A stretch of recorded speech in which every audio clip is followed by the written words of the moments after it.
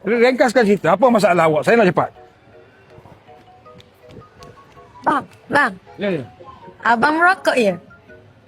Menurut awak saya isap rokok ke tak? Nampak bibir gelap tu macam Oh, mana? kalau bibir gelap isap rokok. Ha, Awak bibir gelap isap rokok? tak saya bibir pink. Bibir pink. Kalau saya anak orang negro, Oh. isap rokok.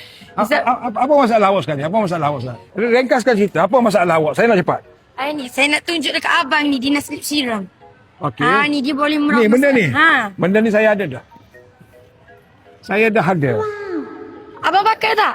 Tak pakai. Isteri saya bagi saya tak pakai. Oh, yang ni bang bagus ni untuk bibir gelap, isap rokok. Ya ke? Bibir kering, menggelupas. Ya ke? Ya, abang cuba pakai. Ni. Salah bang, dekat abang. Rasa dia macam mana bang? Mana maybe bibir saya kering sekarang, puasa kan. Okey. Jadi apa kelebihan dia ni?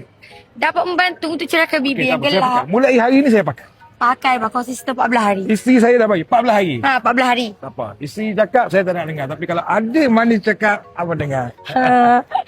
Jadi yang mana nak dapatkan, tekan dekat raga bawah sekarang.